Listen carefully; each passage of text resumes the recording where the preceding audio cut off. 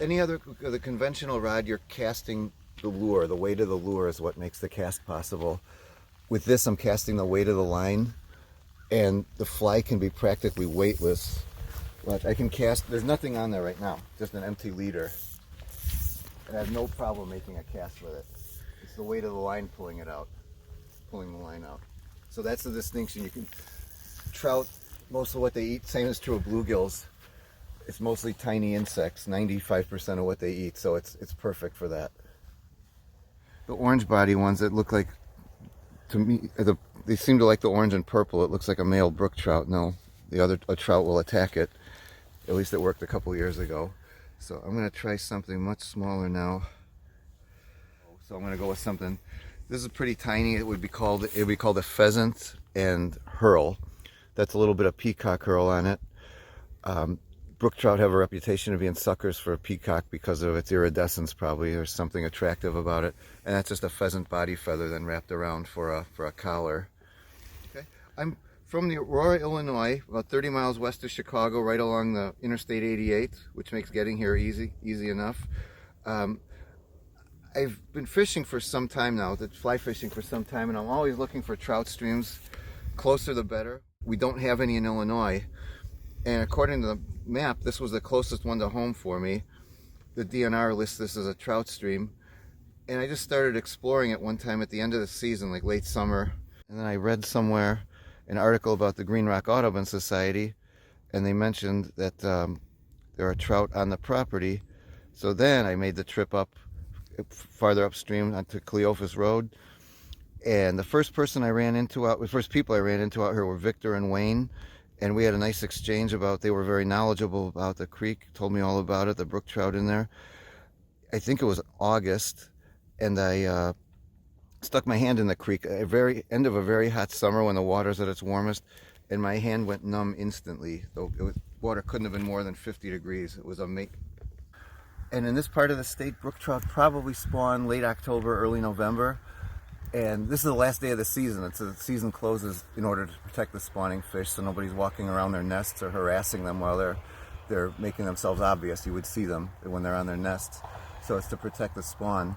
And the males their bellies will turn bright orange. The edges of their fins will be white. They're really spectacular this time of year. They're beautiful fish. They're kind of like, I call them the wood ducks of the fish world. They're just spectacular. A good brook trout stream requires cold water year-round. I mean, if it gets much above 70 degrees, even for one day, they won't survive that. So it really requires a lot of groundwater flow, spring flow. In Wisconsin, the water comes out of the ground probably about 48 degrees or so in this part of the state. So as long as we can maintain that downstream a ways with no beaver dams or anything like that, the brook trout should be okay for quite a while, and that's the case here. The water stays really cold even in the summer.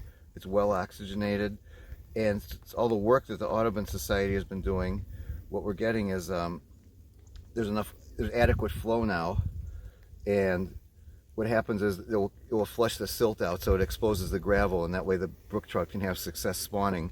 My understanding is this creek has not been stocked since 1985. These are all wild fish in here now, which is really impressive. This is an exceptional stream. I've talked to the DNR biologist about it, and they told me that this is the southernmost population of brook trout in Wisconsin. So this is a really exceptional stream to have here, and Green-Rock's done a fantastic job maintaining it, and that's one of the reasons I got involved with Green-Rock when I found out about what was going on here. When I met Victor and Wayne, I told them to contact me the next work day. I wanted to participate in it, and there's plenty of work days. They do it probably every Friday year-round, so it's I've been up here as my schedule permits. Audubon Society's work is it really helps an area like this because they remove the invasive species, the plants. I mean, if you restore a prairie, you stabilize the banks of the creek, and then that maintains the flow, the fast flow, well oxygenated, no siltation, that kind of thing. So it's wonderful to have this native prairies being restored. I know they've removed a lot of willow trees, and willows can be problematic along a trout stream because they're very thirsty, and the roots can kind of destabilize the bank sometimes too. If they spawn in, let's say early November, just a rough guide is 60 days at 60 degrees for the eggs to hatch. And they do quite well in here. As I said, they haven't been stocked in here since 1985. So there's many generations of wild fish. They're finding everything they need in here as far as spawning habitat. The reason I value brook trout so highly, especially in this part of the country, there are native species in the eastern part of the U.S. They will go all the way along the Appalachian Range from Labrador down to North Georgia, and they don't really extend naturally any farther west than maybe Manitoba and Minnesota. But they are the native salmonid here in Wisconsin, and that's why I value them so much more than brown trout. I'd much rather catch brook trout than brown trout.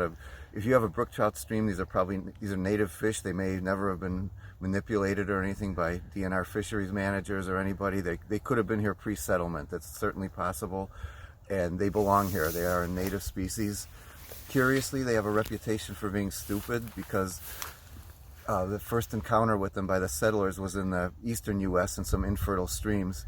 The only way to survive there is to eat anything that's put in front of you, so they were easy to catch. But when you put them in a fertile spring creek like this, or a limestone spring creek out in southwest Wisconsin, they can be as selective as any brown trout. They are not stupid.